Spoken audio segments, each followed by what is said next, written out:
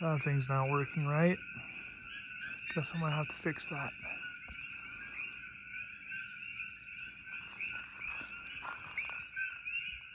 Hi, Jerry. Good morning, guys. So today's video is going to be another project video. I am going to be replacing a security light that is old and it goes through a lot of lights. I've replaced the bulbs on there I think 2 times since we moved in, so they don't really last that long.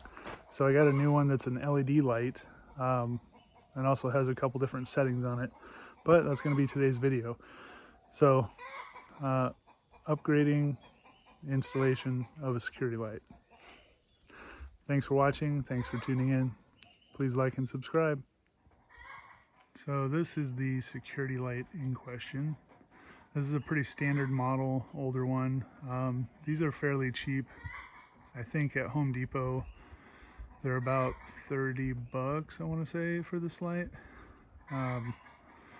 Pretty basic, and since everything's already there, it'll make this installation really easy because it already has electrical in the box and everything there. So I'm just basically removing one light and adding a second light, or adding the new light.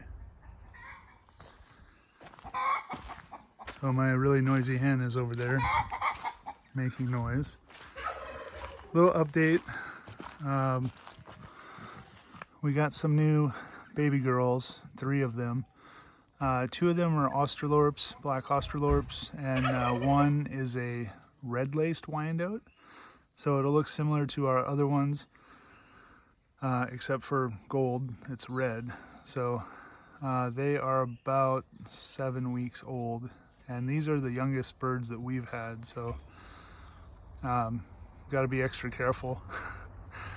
Watching the dogs closely, watching where you walk, because these ones basically just follow me like right under my feet when I walk around most of the time. So yep, we're up to 12 chickens now, and that will be our limit. One of our friends had a rooster get into her hens, and she kind of made us take these chickens. I didn't want to have 12, but we have 12 now. And on that note, now that the Wyandottes started laying eggs, we are getting about 6 eggs a day on average. Some days 7, some days 5. What's up, Noisy? Update on Jenny. She has 19 eggs that she is sitting on. So she's been sitting on them pretty much all the time for, I want to say, a couple weeks now. So I'm not sure when they will hatch. I guess it could really be any time they would start hatching, but definitely in the next 2 weeks, I would think. So we'll see. Yeah, 19. Whew. If even half of those hatch, then we're gonna have a lot of birds. All right, Jenny, see you later. All right, this is the replacement light that I got. It has 3 light panels basically that are adjustable. Has the motion sensor. You can do a couple different settings for the brightness that you want it to be, and it's also on. So this turns on only at night. Basically, when it gets dark, it turns on automatically, and then it has a dim mode, so it'll be on, you know, dimly, unless something walks in front of the sensor. Then it turns on bright. So this is the one that I'm getting. I got this at Home Depot. It was right around $100, I want to say. There are cheaper ones, but I wanted the one that does the dual bright mode, and then also, you know, LED. I wanted the 3 panel and the 270 degree motion detection. So yeah, there's a couple different levels. You can pick whatever level you need or want. So these things are pretty much ready to go right out of the box. Now, as you can see, everything's already assembled. It's kind of hard for me to do this one-handed. There we go. So let me get this flipped around. So basically everything comes, you know, already pre-assembled. you have your wall mount here, which I will be removing that and I'll be mounting it to the one that's up there, or maybe I'll just mount this on. I don't know. I got to see if it'll do the same fitting. Then you can see the lights, all the adjustments, you know, up, down, left, right, whatever you need to do. And then of course the sensor has a lot of adjustments on it as well. Where are you going, baby girls? You can see all the different settings here, which everything's upside down. That's a little different. Oh, this says this side up. Okay. Yeah, because I guess you want all those to be on the bottom so they don't get rained on. But that's all the settings. So you can do a test. You set 1 minute, 5 minute, 20 minute for the light to stay on. Low, medium, high. Dusk to dawn is going to be the setting that I'll be using. So it'll basically turn on. And then this little arrow, you can change the color. What do they call it? Like the brightness or the temperature, color temperature, that's what it is. From a soft white to a bright white, natural white, you know, or daylight, whichever you want to do. So I'll have to figure all that out, and I'll probably make some adjustments after I get this mounted, you know, depending on how it works and what it does. But that's basically the light.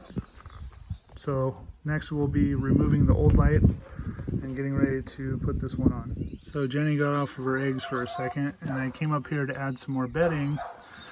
I found one egg had been smashed, so sorry mama. Down to 18.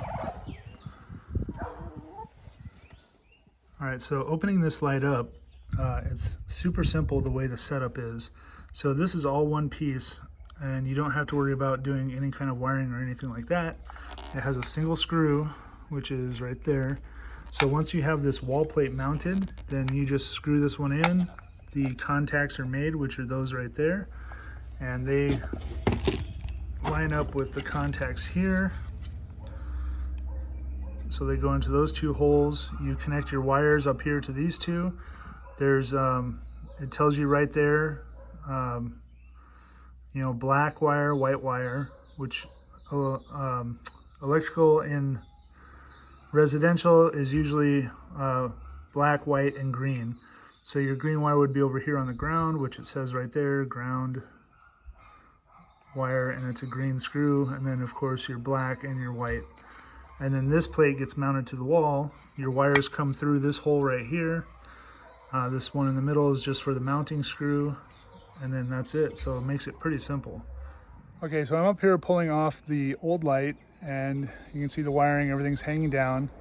So let me go ahead, take this time to say, if you're not comfortable with doing electrical work, then maybe you should hire someone to do this. But this is a fairly simple job to do. As long as you're careful and you take the precautions, turning off the power and whatnot, then you should be fine. Most cases you just use wire nuts like those that are on there. With the light that we have, it actually goes into a little terminal block that you basically just put the wires in and you tighten a screw down. So it makes it even more simple.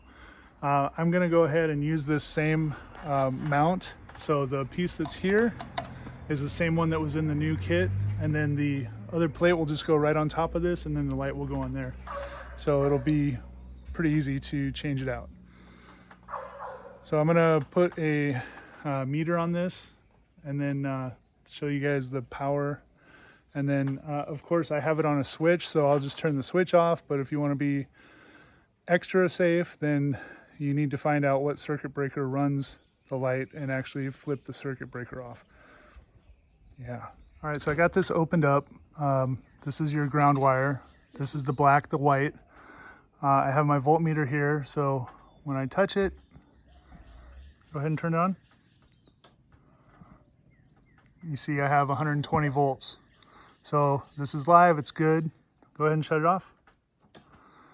And then the voltage goes away. So this is dead. Everything's working, and I'm ready to connect the other plate. I have my wall plate, the new wall plate mounted, and I have my wires pulled through the access hole. So now it's just a matter of terminating the wires, On here, if you look close, there's a little up arrow right here, so you want to make sure that points up, and then you do the black, the white, and the ground.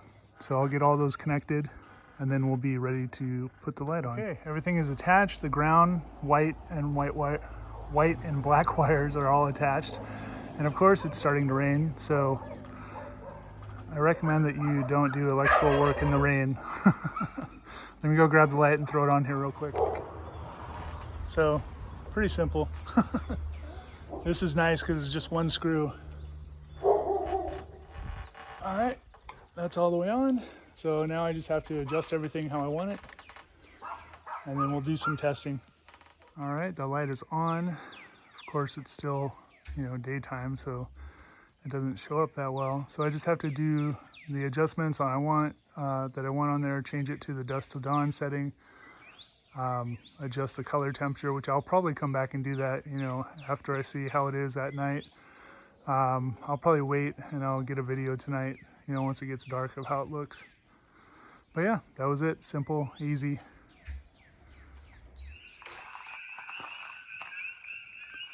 Jerry's up for the night. All right, well, that's pretty bright, and it just turned on when it saw me. I don't know if that showed up on the video, but it just got brighter. So that's pretty good coverage. I think I like that. And then this one, when it goes to high and low, it kind of fades up, fades down. It's not like a switch. So that's kind of neat. So it looks pretty good. I think we'll call that another good project.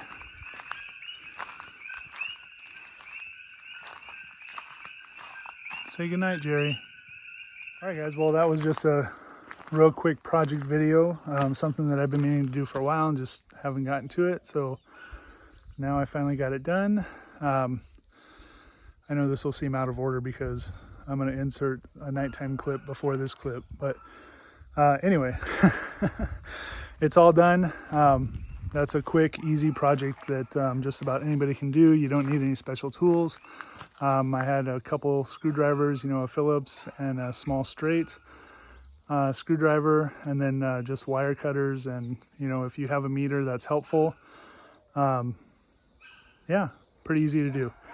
So anyway, that's going to wrap up this video. This is probably a very short one. But I just wanted to talk a little bit about what's going to be coming up, which is going to be starting on the shop, which is the area behind me here.